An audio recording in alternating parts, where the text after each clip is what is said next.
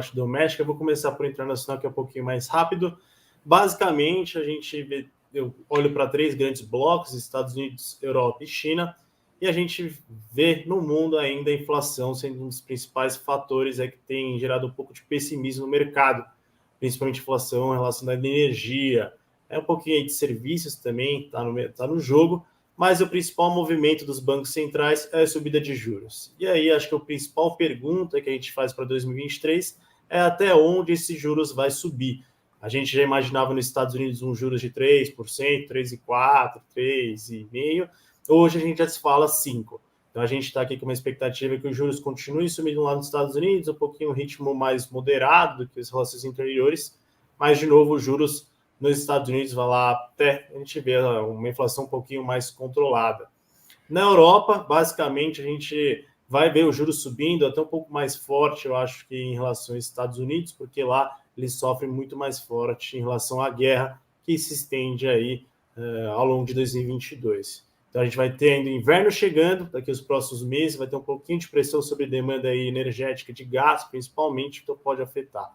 E por fim, na parte internacional, a gente vê a China, que está aí desacelerando, se a gente pegar os últimos índices de atividade, indústria e varejo, dá sinais aí de perda de ritmo, dificilmente vão conseguir crescer a 5,5%, que é a meta estipulada, mas a flexibilização da política de Covid, até vídeos que circularam no Twitter aí de protestos, que aí a população pediu, isso pode favorecer a atividade chinesa em 2023. Mas, a princípio, a gente viu uma recessão pela frente. Acredito que Estados Unidos, China devem sair primeiro de uma crise, aí, uma controle melhor dos preços, e Europa deve sofrer um pouquinho. E eu vou passar para a parte doméstica. Isso. Bom, rapidamente, eu acho que a gente já tem... Ninguém gosta de incertezas, e o que a gente está mais vendo é certezas agora. A gente viu uma PEC de transição ali de 200 bi, 175, agora fala de 145, para acomodar algumas promessas de campanha. Tem aí umas questões extras que podem de 23, mas eu vou entrar em detalhes. Mas aí, hoje, a gente está vendo uma PEC que pode ser de 1 ano, que trouxe até boas notícias, um suspiro para o mercado hoje. O câmbio foi para 5,20, a bolsa subiu. Mas, de novo, ninguém gosta de incertezas. Eu acho que a principal questão que a gente tem que ficar de olho vai ser o risco fiscal, que é uma coisa que a gente fala bastante aqui, como o governo quer gastar mais, mas ele não está falando de onde vai tirar esse dinheiro. Eu acho que isso é um ponto importante. E se as expectativas piorarem, se o cenário se deteriorar, a gente pode ver, infelizmente, uma retomada dos juros, uma alta.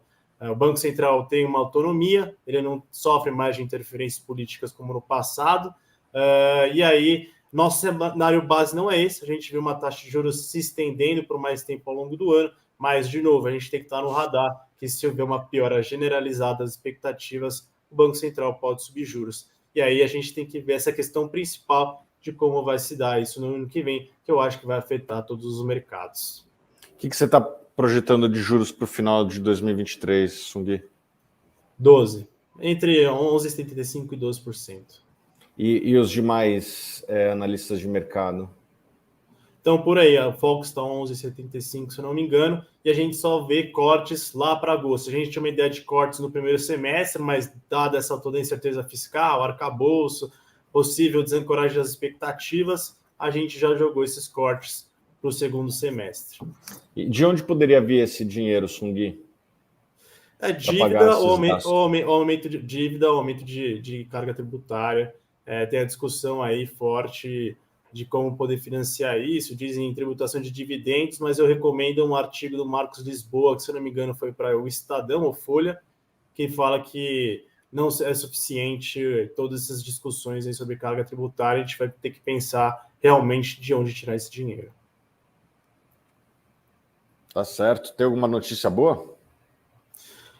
A boa, eu considero o Bernardo Api como para trocar a reforma da Previdência. Até também aí fica a sugestão de uma entrevista no Nexo. Desculpa, do tributário. Tributário, desculpa. De reforma tributária, ele que vai tocar, é um dos caras com bastante respaldo no mercado, na academia. A PEC, ele obriga o governo a dar uma proposta até 31 de agosto para uma nova âncora fiscal, e ele conduzir isso, acho que é importante. Fica a recomendação aí para entrevista no Nexo Jornal, que ele dá aí quais são as boas práticas internacionais para uma boa reforma tributária, que eu acho que é um sinal bom diante dessa toda turbulência. Beleza, eu estou vendo que tem várias perguntas aqui, a gente vai responder boa parte delas no final, vamos tentar responder o máximo possível aí, tá? Alberto, o que você preparou para a gente aí de ações internacionais? Foi um mercado americano, vinha em anos e anos de alta, teve uma queda, recuperou, né? Deu uma recuperada aí. O que você preparou para a gente? Olha, falando de 2023, né, que é o nosso intuito aqui, vamos olhar primeiro para as evidências, né? A gente tem o principal benchmark aí que o Buffett gosta de acompanhar, né, olhando para investimentos em empresas, né, em ações, é o yield do título de 30 anos, né, do governo americano, o 30-year Treasury Bond. Então, né, se eu emprestasse dinheiro para o governo norte-americano por 30 anos hoje, quanto que seria o yield que eu estaria levando? Hoje ele está em torno quase 3,8%.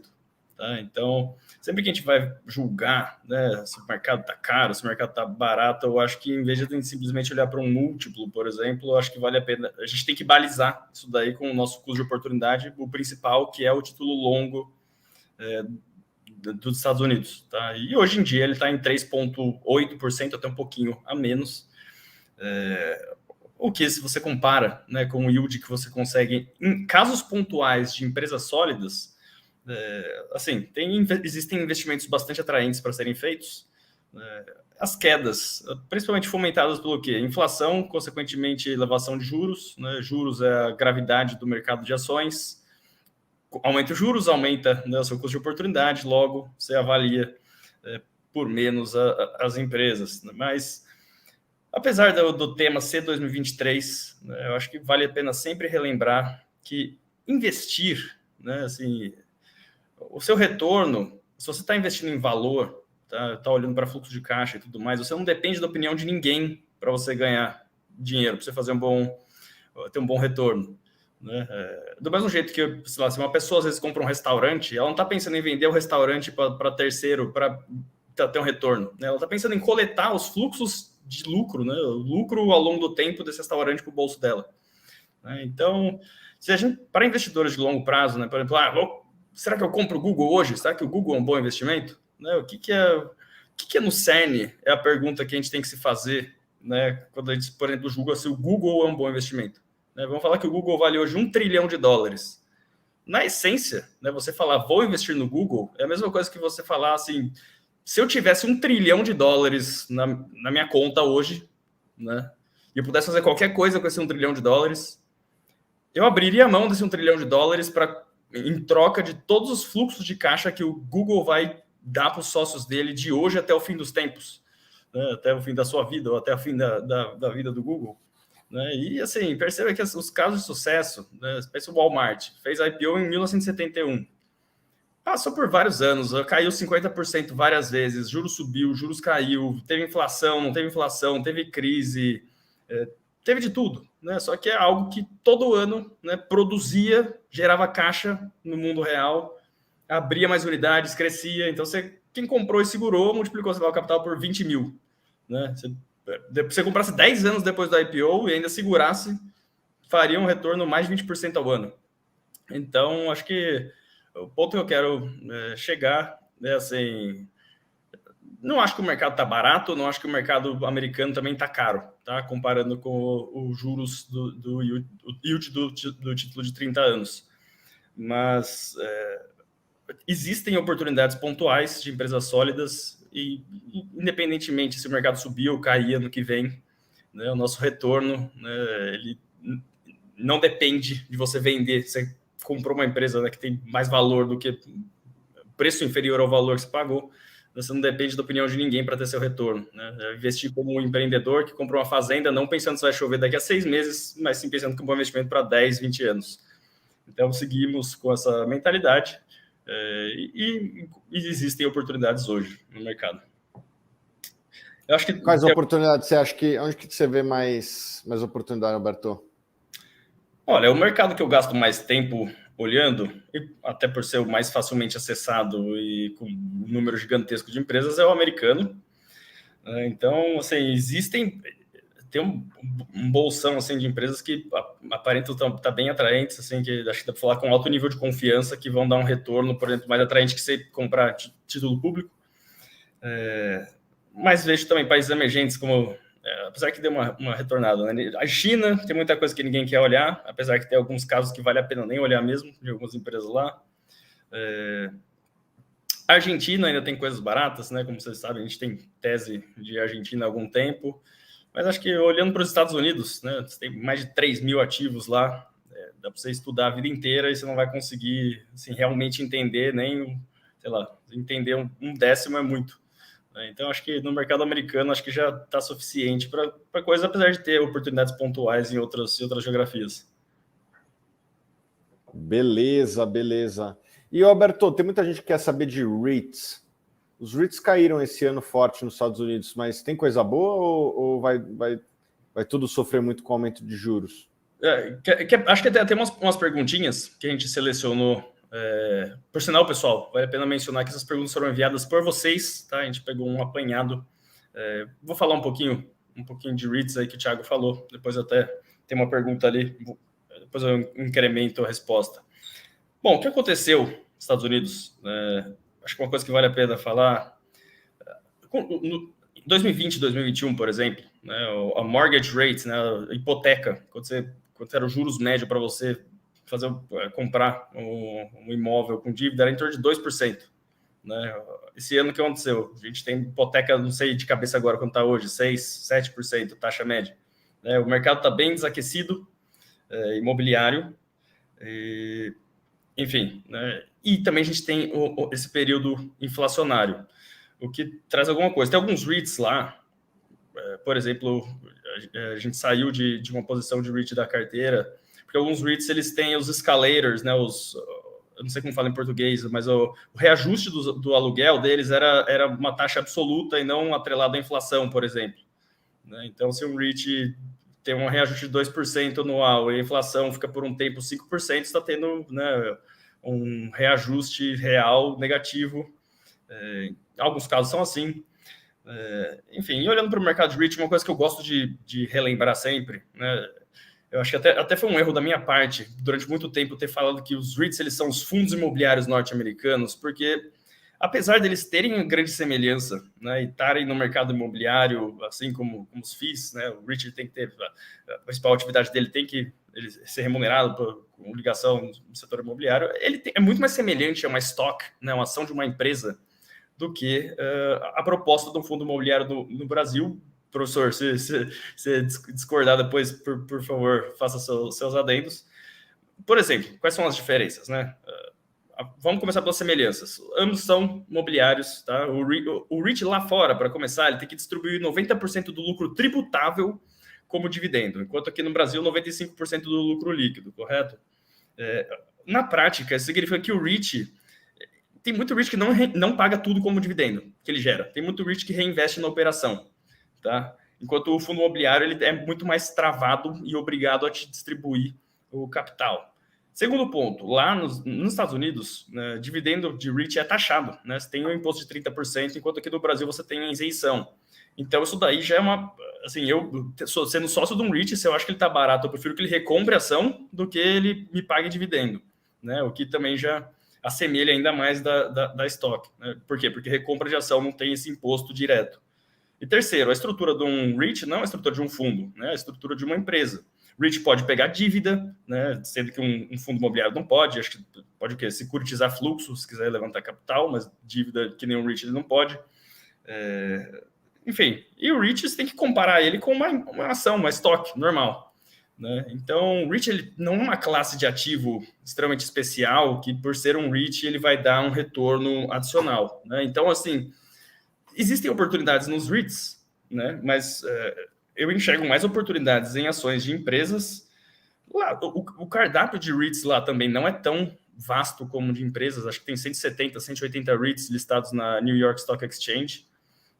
Que o mercado é muito grande porque tem uns REITs gigantescos. Mas eu vejo mais oportunidades em ações, né, stocks, do que em REITs atualmente, apesar de bastante gente cobrar a gente por REIT, mas eu gosto de dar esse panorama para Enfim, você concorda, professor? O que você acha dessa... Bom, eu acho que a sua comparação ela é legítima, né? Muitas pessoas fazem essa equivalência dos fundos imobiliários com os REITs, mas, por outro lado, eu vejo que a diferença é que faz justamente a diversificação fazer sentido para o investidor que tem assim, um espectro maior de opções de investimentos, né? Então, o fundo imobiliário ele é essencialmente um ativo gerador de renda, em que a capacidade de você crescer o seu patrimônio tem forte relação com a sua capacidade de reinvestir, né? E os fundos imobiliários estão num ciclo muito, mas presta bem atenção, esse muito eu estou sendo eloquente e enfático aqui, muito diferente dos REITs. Os REITs começaram na década de 60, né?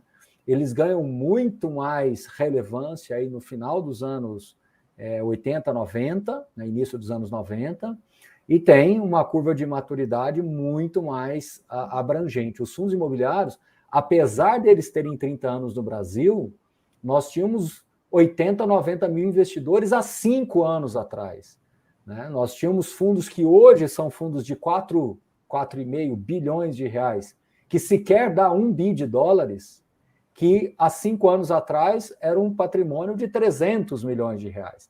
Então, os fundos imobiliários eles começam a ganhar alguma relevância a partir de 2017/18. A carteira, quando você pega uma carteira assim, vamos falar assim, um pouco mais popular, se é que eu posso usar esse termo, o ano médio de vida de nascimento desses fundos é 2018, 2017, final de 17, começo de 2018. E veja, nós tivemos aquele apogeu lá em 2019, depois a gente veio a pandemia e uma série de outras questões que não vamos entrar aqui agora nesse momento. Mas então, assim, dentro de um ciclo muito pequenininho, de 5 anos, nós tivemos aí uma série de questões internas e externas que ainda assim dificultaram o crescimento da nossa indústria de fundos imobiliários, que salta de 80 a 90 mil investidores há 5 anos atrás para 2 milhões. E, então, assim, a quantidade de propriedades imobiliárias que ainda nem está chegando, agora que está perto de 1.000 propriedades imobiliárias dentro dos fundos, é muito distante daquilo que são os REITs, né? Então, tem REITs, que um REIT ele é maior praticamente do que o mercado todo nosso aqui. Então, eu acho que esse é um outro ponto também que as pessoas insistem em comparar, mas é como se você estivesse comparando uma criança de 5, 6, 7 anos que tem uma intimidade com a bola com um jogador no estágio de maturidade aí, disputando a Copa do Mundo. Eu acho que a gente sabe que tem potencial, mas ainda está distante. O Brasil ainda precisa modernizar, flexibilizar algumas questões que envolvem os fundos imobiliários, mas ainda é um produto ainda muito jovem. Então, eu concordo com a sua comparação e eu estou só aqui adicionando pontos, tá? E para concluir essa questão, muito menos ainda comparar com as empresas, né? Eu acho que aí sim perde total sentido, porque as empresas têm uma estrutura de capital diferente, têm um modelo de crescimento diferente, são ativos diferentes. E aqui eu quero jogar um tempero e uma provocação para todo mundo, que aconteceu nesse último evento, FIA Experience, que aconteceu, desculpe, eu não sei se foi final de setembro ou começo de outubro, em São Paulo, em que nós tivemos a participação de 2 gestores de fundos de shopping center e, por uma coincidência muito legal, fizeram a pergunta para um gestor num dia e fizeram a mesma pergunta para outro gestor e eles responderam a mesma coisa em dias diferentes, em situações diferentes. A pergunta foi: por que que as empresas imobiliárias possuem portfólios melhores do que os fundos imobiliários? E a resposta foi o seguinte: sim, de fato, as empresas imobiliárias, quando você granula melhor ativo por ativo, de fato, boa parte delas tem um portfólio melhor do que fundos imobiliários. Só que os fundos imobiliários se mostraram, isso não é uma opinião minha, isso é um fato concreto, que dá para você mostrar isso através de gráficos, tudo, se mostraram muito melhor do que as empresas imobiliárias. Porque os fundos imobiliários têm uma estrutura interna muito mais leve, né? As despesas administrativas, financeiras, as despesas operacionais das empresas, né, são bem superiores à dos fundos imobiliários. Então, precisamos sim melhorar essa relação entre despesas e receitas dos fundos imobiliários. Sabemos que podemos melhorar, porém, mesmo dentro do contexto atual, elas se mostram muito superiores às empresas listadas no Brasil. E indo para as empresas imobiliárias americanas, mais ainda. Muita gente acha que os REITs são muito baratos, né, que a estrutura de capital deles é muito barata, muito acessível, mas quando você vai olhar o tipo de custo que esses gestores têm por lá, né, são mais conselheiros, diretores, enfim, CEOs, né, a estrutura de capital dos fundos imobiliários se mostra muito eficiente, sim. Então, obviamente, eu sou um defensor da indústria de fundos imobiliários, isso não é novidade para ninguém, mas eu não estou aqui fazendo uma defesa também no vazio. É uma defesa fundamentada que quando você olha por um ângulo um pouco mais frio, um pouco mais assertivo, assim, do ponto de vista de dados, você percebe que os fundos imobiliários, sim, são muito eficientes. Sim, podem melhorar, estamos melhorando. E precisamos, só para concluir aqui do meu lado, nós precisamos pelo menos ter um pouquinho de paciência para fechar pelo menos um ciclo em fundos imobiliários. Se eu estou falando que a indústria se reinventou de 2017 e 2018 para cá, nós precisamos entre 10 e 15 anos, ou seja, eu estou falando aí até 2027, 2028 e que seja 2030, 2032, para que a gente tenha realmente um grande ciclo completo desses fundos imobiliários que começaram recentemente, até porque os fundos imobiliários que começaram com gestão ativa lá em 2010, 11, estão sim já devolvendo lucro e entregando um resultado bem mais consistente porque a curva de maturidade já aconteceu. Então, acho que foi muito pertinente, Alberto, essa pergunta, esse questionamento, e a sua fala, na minha visão, foi muito introdutória aqui porque eu queria falar. Então, a gente fez uma dobradinha aqui que eu acho que faz bastante sentido para as pessoas entenderem no macro, tá? Fundo imobiliário está longe de ser um produto perfeito, mas está longe também de ser um produto ineficiente, um produto ruim, um produto que não tem uma relação de risco-retorno interessante. Pelo contrário, historicamente, aí, nos últimos 10, 11 anos, ele entregou rendimentos superiores aos principais índices de referência, CDI, IFI, IDIV, IBOV, né? Então, assim, isso é muito importante das pessoas entenderem também esse ponto aí, tá? Legal.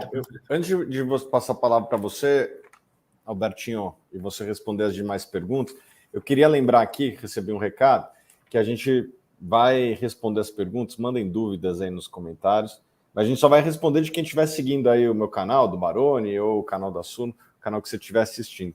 Quais outras perguntas a gente selecionou, Alberto? Bom, vamos lá. Tá? Lembrando que essas perguntas foram mandadas por vocês. Investir fora do país vai nos proteger, de certa forma, na preservação do patrimônio? Bom, vamos lá. A verdade é que, assim, você não precisa investir fora do Brasil para proteger seu patrimônio, mas você olhar para investimentos fora do país aumenta a sua probabilidade de preservação de patrimônio substancialmente, né? Fica mais fácil. Por quê? Por alguns motivos. Novamente, é possível, investindo apenas no Brasil, você ter retornos, né, escolhendo empresas, né, de qualidade e fazendo bons investimentos. Mas, por exemplo, você investe fora, para começar o seu cardápio, ou seja, o seu universo de possíveis investimentos é muito maior. Tá? Então, como oportunidades elas não, são raras, né, você ter um universo, em vez de 400 ações, você ter 4.000 ações para você poder olhar, né, você aumenta a sua probabilidade de encontrar alguma coisa que você realmente reconhece que é um bom investimento. Outro ponto, você investindo em empresas fora do país, melhor, empresas que geram receita e lucro em moedas que não são real, você está blindando o seu patrimônio, né? Você está tendo parcela do seu patrimônio que gera caixa em moeda estrangeira. Tá? E aqui no Brasil a gente tem, por exemplo, custos e despesas, que às vezes a gente não percebe, mas eles são dolarizados, por exemplo, sei lá, remédio, commodity, até Netflix em certo ponto. Né? Então você tem essa proteção. Outro ponto, você vai ter setores e empresas assim com qualidade que você não encontra no Brasil. Então, empresas globais, né? Você olha para uma Apple, por exemplo, ela é sediada nos Estados Unidos e a cotação está em dólar, mas na prática ela você está exposto a várias moedas, porque ela vende iPhone na China em renminbi, vende iPhone na Europa em euro. né? Enfim, e você encontra empresas com vantagens competitivas, né? Com ROIC, por exemplo, rentabilidade sobre o capital investido, né? Empresas de extrema qualidade que nem sempre você encontra no Brasil. E outro ponto é que você tem mais flexibilidade no seu portfólio, né? Às vezes algum país está passando por uma crise e aparecem super oportunidades, ou às vezes ele está... o nível do mercado está mais bem precificado e você tem mais flexibilidade podendo olhar para investimentos dentro ou fora, não está sujeito apenas a um país. Então, acho que protege sim nesses pontos, apesar de não ser a única forma de você se proteger, eu acho que vale muito a pena, é fácil investir no exterior e a gente conhece muitas, apesar de parecer o desconhecido, né, a gente tem um medo do desconhecido, tem muita empresa lá fora que o brasileiro médio consegue entender muito melhor do modelo de negócio do que a empresa aqui dentro, né? Compara, sei lá, Coca-Cola e McDonald's com VEG e IRB, por exemplo. Eu acredito que, na média, as pessoas consigam entender melhor de Coca-Cola e McDonald's. Próxima pergunta. Quais são bons ETFs? Beto, posso só fazer um adendo dessa discussão macro que a gente está tendo? A ideia de diversificar e proteger, como você bem trouxe, em relação a riscos que o país pode passar. E o Brasil não é diferente, né? Então a gente tem muitos riscos, muitos problemas domésticos e às vezes ter ativos lá fora pode contrabalancear uma perda que foi um fator aqui dentro, não tem nada a ver com lá externo, e a empresa pode estar super bem lá e a sua carteira, de certa forma, fica um pouquinho mais equilibrada. Ótimo ponto, né? Países emergentes eles passam por crises hiperinflacionárias, né? Claro que tem empresas que até conseguem se proteger disso, mas olha, sei lá, Argentina hoje, Turquia, Brasil na época do Collor, então é um excelente ponto. Próxima pergunta. Quais são bons ETFs americanos para investir pensando a longo prazo? Bom, para começar, SP500, tá? Algum ETF que seja atrelado ao SP500. O SP500 é o índice das 500 maiores empresas dos Estados Unidos, tá? Então, esse daí, acho que é um ETF extremamente sólido, diversificado em vários pontos da economia, enfim, é um retorno na média, que é uma média superior à maior parte dos profissionais. Então, SP500, acho que é interessante. Deixa eu pensar outro. Por exemplo, um de small caps também, SLYV, o ticker, né? Acho que é o small caps 600. Então, para você também se expor a empresas com menor capitalização de mercado nos Estados Unidos. E por fim, bom, tá falando só de ETFs americanos, a gente pode pensar também enfim, tem alguns, né? Você pode ter o VNQ, por exemplo, que é de real estate, é imobiliário, e é uma alternativa também. Aí você tem o quê? Large caps, small caps e setor imobiliário. Tá? Sendo que ETFs do SP500, você tem alguns, né? Tá.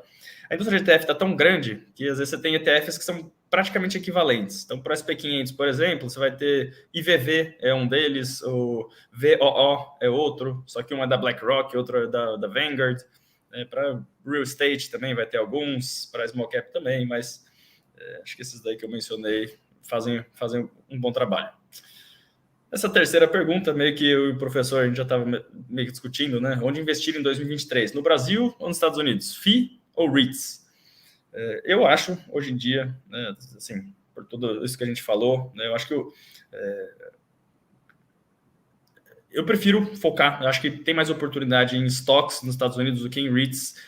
E para montar uma carteira, você pensar em ter uma carteira, você está pensando ou tem REITs ou tem fundos imobiliários, eu acho que fundos imobiliários são mais adequados, porque, exatamente como o professor falou, eles são um veículo muito, muito amigável e eficiente para você ter a bola de neve de maneira fácil, ter juros compostos, tá? Porque é muito fácil a gente, às vezes, confundir retorno de juros simples com juros compostos. Então, o fundo imobiliário, você recebendo dividendo e reinvestindo dividendo, é uma maneira, assim, muito user-friendly, né? Um veículo muito bom para você ter esses juros compostos. Enquanto nos Estados Unidos, por exemplo, REITs, você já vai ter a mordida do imposto de 30% no dividendo na hora do reinvestimento, que faz uma diferença. Outro ponto, tem muito REIT lá que não te paga tudo que gera de dividendo.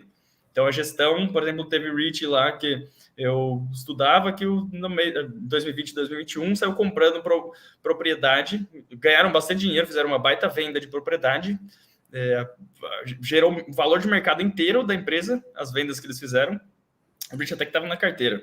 Eles tinham 23 complexos de propriedade e venderam um complexo por quanto valia a empresa inteira. Aí o que eles fizeram? Em vez de dar 100% de dividendo, recomprar ação pra caramba, eles pegaram e recompraram em propriedades pagando um cap rate de 4,7%. Assim, um yield, né, o ROIC desse reinvestimento deles foi baixíssimo, né? Por quê? Né? É uma estrutura que, assim, você aumentou a receita, aumenta o salário em percentual, né? Você pode aumentar salário, por exemplo, do pessoal que está dentro do REIT, né? Então, assim, foi uma coisa que me decepcionou, né, no REIT, até encerramos a posição nele com 100% de ganho, mas foi uma coisa que eu falei assim, pô, né, os caras tiram um coelho da cartola, eles pegam e me colocam esse dinheiro num retorno desse jeito, né, uma coisa que não aconteceria em fundos imobiliários. Então, eu acho que não são mutuamente excludentes, né, ou olha para o Brasil ou olha para os Estados Unidos em 2023. Acho que o melhor é olhar ativo a ativo, você vai encontrar coisas interessantes em ambos os lados. Então, acho que por que não os dois, né? Mas comparando fundos imobiliários e REITs, eu acho que eu iria, assim, se você quiser montar uma carteira, eu acho que eu falaria fundos imobiliários e não REITs. Até porque lá fora foca em até empresas que pagam dividendo, que só encontrar excelentes empresas, stocks mesmo. Alberto, vamos dar uma acelerada aí. Tem mais alguma pergunta para a gente fazer rebate pronto? Ou já vamos para o Daron?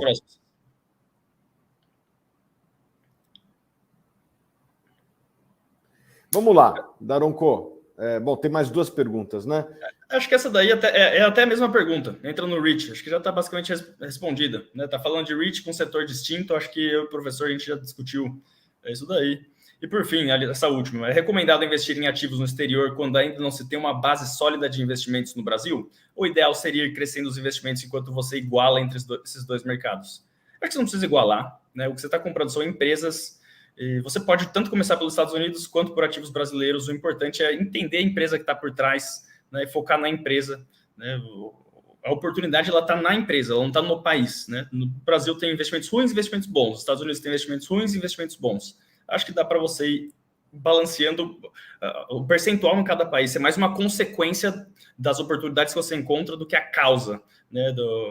Você primeiro escolhe o percentual e depois as empresas você vai investir. Bom, vamos para o Brasil. Daron, o que você preparou para a gente aí? Ótimo. Acho que queria só trazer uma retrospectiva de como foi o Ibovespa esse ano. No fim do dia, a gente saiu da mesma forma que entrou, basicamente, no 0 a 0, tá? E ao longo desse ano, teve muita turbulência, né? Muito alto e baixo, como vocês podem ver. Tá? A gente teve guerra entre a Ucrânia e a Rússia, que impactou diretamente setores em que o Brasil é muito forte, seja em commodities agrícolas, por exemplo, que impactou o preço de fertilizantes, etc., seja em óleo e gás, também impactou positivamente o preço do Brent, e aí fez com que, vocês estão falando bastante sobre estatal, fez com que a Petrobras tivesse um ano recorde de resultados. Né?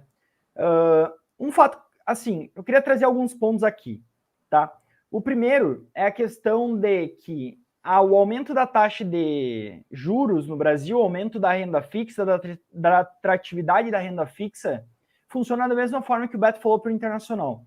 Tá? Existe um aumento do custo de oportunidade, e esse aumento do custo de oportunidade faz com que os valuations fiquem jogados para o chão, basicamente. Né? A gente tem uma compressão muito grande de múltiplo, isso tira as pessoas da bolsa.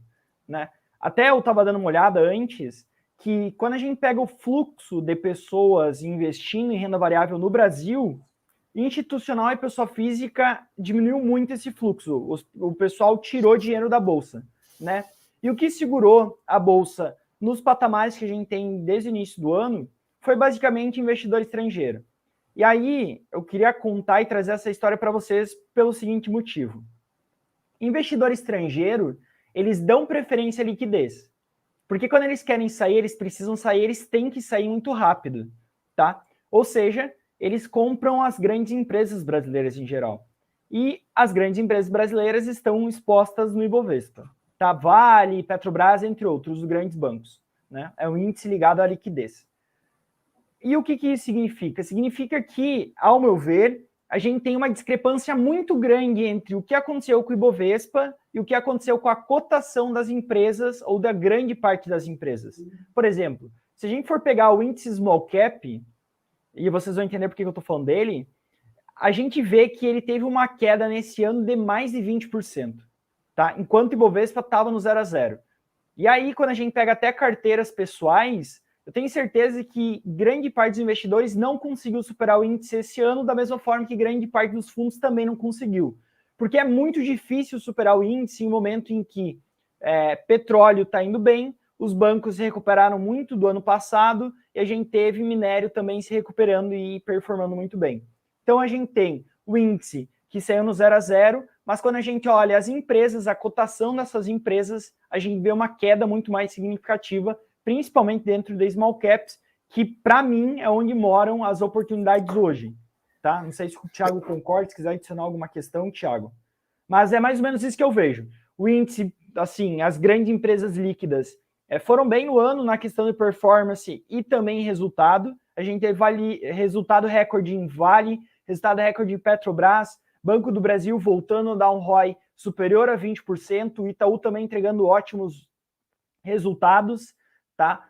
Porém, quando a gente pega as demais empresas da Bolsa, que muitas vezes não tem uma representatividade muito grande no índice, a gente vê que sofreram muito mais. Tá? Não sei se o Thiago quer comentar, depois queria trazer um segundo ponto. Eu diria muito sobre... Acho que esse ano foi um ano que é muito importante separar o desempenho econômico das empresas do desempenho acionário das empresas, né? Foi um ano que o desempenho econômico foi bom, foi muito bom, né? A maior parte das empresas apresentando resultados recordes, né? As empresas de commodity, boa parte delas com resultados recordes ou muito próximo de recorde, né? Vale, Petrobras, com ótimos resultados, os bancos, resultados fenomenais. Então, os resultados das empresas não foram ruins. O que teve foi uma separação muito grande do resultado econômico das empresas do desempenho acionário, né? Que de ponta a ponta até não parece que ficou no 0 a 0, mas na verdade teve aí as grandes empresas brasileiras liderando ganhos e as empresas menores caindo. Mas isso não significa que muitas das empresas menores não têm desempenho econômico favorável nas suas atividades. Então eu hoje gosto muito de small caps, é uma das minhas categorias preferidas, né? Quem me acompanha sabe que eu tenho uma carteira diversificada, gosto de investir em vários segmentos, várias geografias, e dos segmentos que eu invisto, eu vejo vários deles muito baratos, mas a minha preferência são as small caps. Eu concordo plenamente. E até esse ponto que o Thiago trouxe da diferença entre a performance real no mundo real das ações e no mercado financeiro traz oportunidade, tá? Então, até essa mensagem que eu queria deixar, eu vejo que 2022 foi um ano muito positivo para grande parte das empresas, porém, quando a gente olha a cotação delas, isso não se reflete. E é normal isso acontecer, tá? É um ano. O mercado acionário, o resultado de um ano no mercado acionário não tem nada a ver com o resultado que vocês vão ter no longo prazo ou o resultado das empresas. Ele é muito mais ditado por expectativa, notícia, do que realmente pelos fundamentos. E aí, depois da eleição, teve a questão da eleição aqui no Brasil, que mudou bastante toda a dinâmica, e não só a dinâmica, mas toda a questão da narrativa. A gente pode ter aí um 2023 com uma elevação na taxa de juros ou manutenção por um tempo maior. Isso acaba por impactar negativamente as empresas, porque a gente tem um aumento das despesas, uma diminuição no consumo, que pode fazer com que algumas empresas sofram um pouco mais. Por conta disso, a gente tem aqui uma priorização, a gente tem uma escolha, levamos em consideração alguns pontos. Tá? Gostamos mais de empresas que tenham uma baixa alavancagem financeira e que tenham vantagens competitivas que permitam que essas empresas consigam repassar aumentos da inflação, caso a gente tenha, tá? Pricing power. Então é mais ou menos essa nossa visão aqui no Brasil. Basicamente foi um ano em que as empresas, grande parte delas, as que estão na carteira, foram muito bem, porém a cotação não refletiu isso, ou seja, a gente tem uma oportunidade aí, tá? E lembrar a todos que muitas pessoas devem ter começado a investir esse ano, tá? Não se preocupem com a rentabilidade de um ano, tá? Um ano não significa muita coisa para vocês, né? Busquem entender como as empresas estão e como elas estão frente ao que eram no mesmo período passado. Elas estão melhor, pior, como é que está funcionando essa dinâmica? Foquem nas empresas, que é elas que vão trazer o retorno para vocês, tá? É mais ou menos essa a minha ideia. Beleza, João, muito obrigado. Vamos encerrar aqui com chave de ouro os comentários. Ô, Baroni, não tem espaço para você aqui? O pessoal não separou? Acho que tem aqui fundo imobiliário, sim. Vai chegar lá, vai chegar lá. Bom, o pessoal já mandou as dúvidas, mas a gente vai selecionar depois algumas dúvidas. Vamos lá, bota aí, fundo imobiliário, Baroni, o que temos para falar de fundo imobiliário, como é que foi esse ano e o que espera aí os fundos imobiliários para 2023? Bom, acho que tem um gráfico aí também, Thiago, é mais ou menos o que aconteceu com o Ibov. Nós ficamos no 0-0, né? Em outras palavras, o que a gente pode analisar é que foi um investimento ruim, porque os juros estão em 3,75, não é?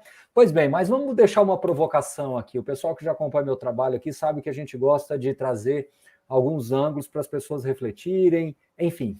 Olha, quando nós estávamos no final do ano passado, ou seja, 2021, a taxa Selic subiu de 7,75 para 9,25 em dezembro do ano passado. Nós estamos em dezembro de 2022. Em um ano, a Selic aumentou em quase 50%. Eu estou arredondando um pouquinho para cima, dá 47, 48, mas vamos colocar 50%. A Selic subiu 50%. Então, cá entre nós, se você tem uma estrutura de fundos imobiliários, uma carteira de fundos imobiliários bem estruturada, você possivelmente está um pouquinho aí acima do IFIX. Mas mesmo que a sua carteira fosse a média, fosse o IFIX, num cenário de juros aumentando 50% e os fundos imobiliários fazendo com que os seus rendimentos compensem a queda, porque um IFIX no 0-0, o que isso quer dizer para as pessoas que nos acompanham? Aquilo que você recebeu de rendimento praticamente foi anulado pela oscilação das cotas. Eu, particularmente, enxergo isso como resiliência, porque num cenário tão adverso como a gente viveu em 2022, com um cenário macro, tanto local quanto externo, horroroso, feio, mas muito feio, o fundo imobiliário terminar no 0-0, quem tem uma carteira um pouquinho mais sofisticada aí, talvez com um pouquinho de valorização, eu acho que isso denota resiliência. As pessoas se esquecem que em 2019 o fundo imobiliário teve um crescimento de mais de 30%. Muito bem, muita gente está perguntando, tá, mas e como é que vai ser 2023? Afinal de contas, esse é o objetivo da nossa live. Pois bem, o Sung disse que nós temos um viés de baixa de juros, né? Nós podemos ter os primeiros meses do governo mal ou ruim, mas pelo menos tirando um pouco dessas incertezas que pairam no mercado. E o mercado não gosta de incerteza. A partir do momento que você começa a tatear melhor o que vai acontecer, você pode recolocar nos trilhos a trajetória de juros, que mesmo que demore um pouquinho mais para cair, que mesmo que demore um pouquinho mais para voltar para os patamares de um dígito, né, ou seja, abaixo de 10%, mas pelo menos não vai subir 50%. Pelo menos não vai subir de 14, aí eu estou arredondando para cima, para 21, né? Ou seja, eu acho que esse é o ponto mais importante que nós temos que olhar. E se isso realmente acontecer, o prognóstico que eu vejo para fundo imobiliário, por esse ângulo, é muito positivo. Por um outro ângulo, e agora, como é curioso, né? A fala do Sung, como é curioso nos fundos imobiliários. O Sung comemorando, ou pelo menos trazendo como positiva, a presença do Bernard App na reforma tributária. Para o mundo dos fundos imobiliários, isso já é um ponto de atenção, porque o Bernard App, ele declaradamente fala sobre fim de isenções. E ele declaradamente toca que os fundos imobiliários têm seus benefícios, etc. Bom, aqui há um campo de discussão muito grande, e eu estou falando sobre esse assunto porque foi bastante questionado aqui no nosso chat. Eu vou dizer o seguinte, tá? O Bernard App, ele, enfim, é um estudioso. Quem sou eu para falar que ele está errado? Mas, por outro lado, quando a gente vai avaliar o contexto atual dos fundos imobiliários, quando a gente avalia a conexão que os fundos imobiliários têm com os FIAGROS, a conexão que o mundo do agronegócio tem com o imobiliário do ponto de vista de mola propulsora de crescimento do país, por mais que ele tenha esse pensamento, por mais que ideologicamente ele vá por esse caminho, e tudo bem, a gente tem que respeitá-lo, eu não acredito que isso vá na onda que o Brasil precisa para crescer, em que nós precisamos claramente de capital privado. claramente você vai precisar da desintermediação bancária para conseguir entregar algum resultado positivo de crescimento. Então, imagino que, mesmo sendo a convicção dele, me parece que, na prática, a convicção dele não necessariamente vai acontecer.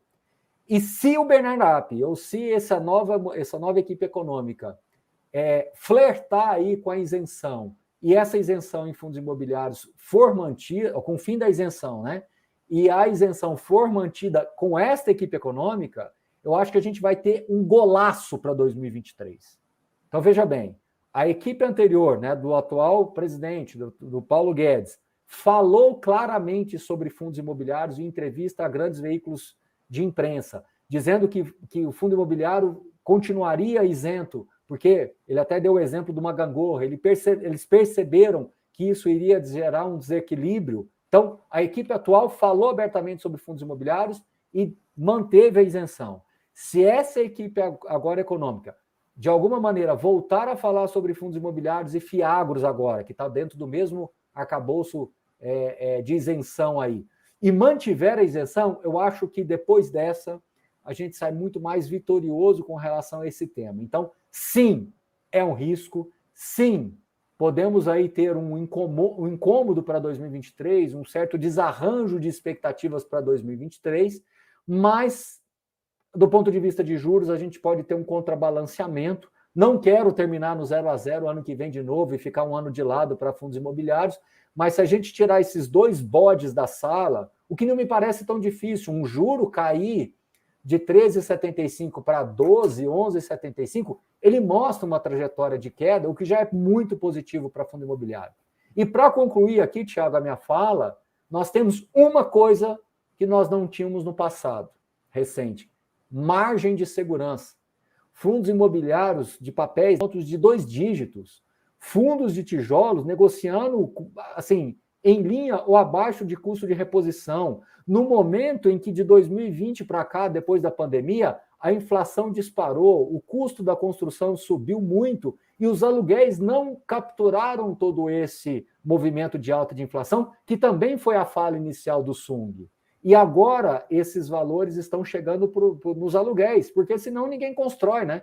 Eu vou construir para alugar por menos, ninguém constrói. E a gente sabe que não é essa a cartilha do mercado imobiliário. Então, eu acho que 2023 é um ano de dificílimo prognóstico.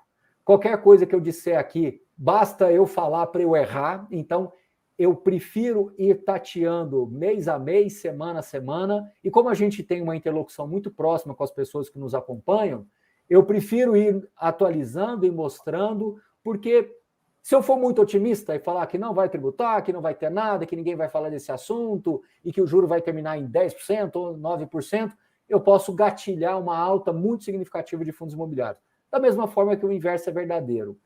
Baroni, mas pessoalmente, qual é a sua visão? Na minha visão, vai se flertar de novo com tributação, mas vai ficar pelo caminho. Eu acho que ninguém vai destruir empregos, porque sabem que as maiores operações imobiliárias hoje são feitas via fundos. A gente acabou de ter uma operação de quase 500 milhões de reais da BR Malls com 3 fundos imobiliários, isso gera muito imposto local. Nós temos hoje o mercado de CRIs e CRAs, que perderiam também a isenção, que são 2 veículos importantíssimos para a desintermediação bancária. Então, eu continuo otimista que o bom senso vai prevalecer. Independente do governo A, B, verde, amarelo, roxo, preto, branco, azul, eu acho que o bom senso vai prevalecer, porque no final das contas as pessoas vão perceber que fundo imobiliário e fiagro são geradores de emprego. E qual é o governo que vai querer ter a bandeira de ser destruidor de emprego? Não me parece sensato. E do ponto de vista de juros, eu talvez discorde um pouquinho do Sung. Eu acho que está todo mundo jogando muito lá para setembro, agosto, mas eu acho que a partir do momento que a gente tiver um pouco mais de respostas aí dos primeiros passos do governo, eu acho, Sung, que a gente errou muito ali no passado, né? Quando eu digo agentes de mercado, de talvez serem muito otimistas ou muito pessimistas nas suas visões. Eu acredito que juros, sim, tem condição, ainda continuo fincado aqui com a bandeira, que a gente tem condição, sim, de começar a cair o juro, talvez no final do primeiro semestre. Então, me permita discordar de você e do mercado, né? E aqui, de novo, estou correndo um risco de errar, né? mas eu acho que é porque a gente tem muita incerteza, muitas peças desse quebra-cabeça sequer ainda são conhecidas, né? Sequer ainda temos um grupo de ministros fechado. Então, eu acredito que a partir do momento que você tiver um pouco mais de informação, os agentes de mercado, não é que eles serão otimistas, mas talvez eles não serão tão pessimistas quanto estamos sendo agora. Então, essa é a minha visão, Thiago. Quem sabe eu acerto um pouquinho aí, a gente consegue ter um ano de fundos imobiliários que a gente não fique no 0-0, pelo menos vamos para cima. Né? Beleza, a gente selecionou posso complementar, Thiago, um pouquinho que o Baroni, só para complementar aqui, ó, são 3 coisas que eu vou falar. Do Bernardo Api, eu acho que uma leitura que eu faço, que é uma discussão que eu acho que está mais solidificada no país, é em relação a tributos como ICMS, IPI, que é transformar aqueles 3 tributos federais, mais o IPI e o IS, entre outros, num só, no IVA. Eu acho que os impostos indiretos, acho que está uma muito mais sólida discussão com relação a isenções, por exemplo, sobre ativos, como o professor bem trouxe. A segundo ponto, eu vejo que o cenário inflacionário, se tiver com o cenário base, doméstico, está muito benigno para o Banco Central. A gente já vê uma desaceleração da inflação, e lá fora, eu acho que com juros subindo lá e controlando os preços, principalmente de commodities, dando uma estabilizada, acho que vai ser um fator importante para o Brasil. Acho que o Brasil pode ser um dos primeiros a cortar juros em relação aos outros países, que eu acho que a gente fez uma boa lição de casa. Eu acho que eram esses 2 principais pontos que eu queria complementar. Assim. É difícil, tem muitas incertezas. Eu acho que só para notícia, de acordo com os bastidores, a gente vai ter mais nomeações de equipe econômica para o resto da semana. Então, o pessoal ficar ligado. Ó, Baroni, tem pergunta para você ali, ó. É a Luciane, de São Carlos. Gostaria de saber mais de Fiagro, professor Baroni. Ajude a gente. O pessoal, às vezes, Baroni, vê que termina com 11, que paga dividendo mensal, acha que é fundo imobiliário, né? Embora eu fiz uma live recente com o Tassiano muito bacana, em que a gente falou sobre isso, né? Os Fiagros, eles estão nascendo de um jeito diferente dos fundos imobiliários. Os fundos imobiliários, eles nasceram no tijolo e depois que eles foram para os fundos de recebíveis, né? E só agora que eles ganharam mais tração, né? Há 10 anos atrás, você tinha 3% de fundo de recebível. O Fiagro está acontecendo ao contrário, eles estão nascendo mais no crédito, mais dentro desse financiamento corporativo das empresas voltadas aí para o agronegócio. Então, a equivalência que eu faço é estrutural, né? Não dá para dizer que é a mesma coisa, porque a natureza é diferente, mas estruturalmente eles são parecidos, como o Thiago falou aí brincando, mas é a verdade. Começa com 11, paga dividendo mensal, tem regras muito semelhantes, está dentro do mesmo arcabouço do ponto de vista aí, tributário. Então, eu acho que tem semelhança sim, são complementares, podem coexistir. O mais importante é que você entenda que um Fiagro ele tem uma característica mais de crédito. Então, é muito importante que você entenda a cabeça do gestor. Aqueles gestores que estão indo para uma linha mais conservadora de crédito, eu acho que me agrada mais. Por quê? Porque como é um mercado novo, não dá para você tomar muito risco agora no começo. É melhor você ser um pouco mais conservador, o que já dá uma relação de risco-retorno bem interessante, né? Baroni, outra pergunta para você, prometo que é a última aqui. Qual a recomendação para 2023? Fundo de papel ou de tijolo? Olha, se tiver que ser ou, né? Eu já falei isso numa live até recentemente, nós temos que parar de ficar usando ou e usar um pouco mais de e, né? Porque do mesmo jeito que eu falo que você tem fundo de papel, olha só, Thiago, o que eu vou falar, e para todos os colegas nossos aqui, e para todo mundo que nos acompanha. Alguns gestores começaram a publicar umas tabelas de sensibilidade. E essa tabela de sensibilidade está revelando coisas, assim, nunca antes vista nesse mundo de fundos imobiliários de papéis. Que é o seguinte, com base na marcação atual de várias cotas de fundos imobiliários que estão negociando no secundário, você está tendo fundos high grade, e são vários, o cardápio está bem extenso, pagando aí inflação mais 9, inflação mais 10. Aí, Thiago, vamos lá, você vai entender muito claramente o que eu vou dizer aqui, o Thiago e todos os nossos colegas, mas às vezes as pessoas que nos acompanham aqui têm um pouco de dificuldade de acompanhar essa leitura, mas eu prometo ser o mais didático possível. Quando você faz uma comparação de um fundo imobiliário de recebível, por exemplo, que está pagando pouco, né? 50 centavos, 70 centavos, 80 centavos, alguns um pouquinho mais, outros menos. E aí você olha para o lado e vê uma Selic a 13,75. Tem gente que consegue comprar aí um CDB de 110, 115 do CDI, sei lá. Você fica parecendo, poxa, fundo imobiliário não serve para nada. Pô, eu compro um CDB aqui que está me pagando muito mais. Você está desconsiderando uma variável que, na minha opinião, é a mais importante de todas, mas a grande maioria desconsideram, que é a duration, que é o prazo médio da carteira. Uhum. Você está comparando uma coisa completamente equivocada. Sim, investir com Selic a 13,75, com o juro real onde está agora, é muito bom, parabéns, é ok, mas não é excludente. O que você não pode é desconsiderar que uma carteira de fundos imobiliários hoje ele tem um prazo médio, e aqui eu estou falando média da média da média, de 5 a 6 anos. Ou seja, você tem como capturar um rendimento total, mas aí quando o seu horizonte for um pouquinho mais extenso do que, como o Sung está falando, de Selic baixar aí em setembro, agosto, seja lá o que for, com uma carteira que tem um vencimento médio lá em 2028, com operações que podem vencer em 2033, 2034, você está cometendo um equívoco muito grande estrutural de decisão de investimentos. Para fundo de tijolo, a mesma coisa. Você está tendo a oportunidade de comprar fundos de shoppings que há 3 anos atrás negociavam com yields de 5,5%, 6%, 6,5% e todo mundo comemorava.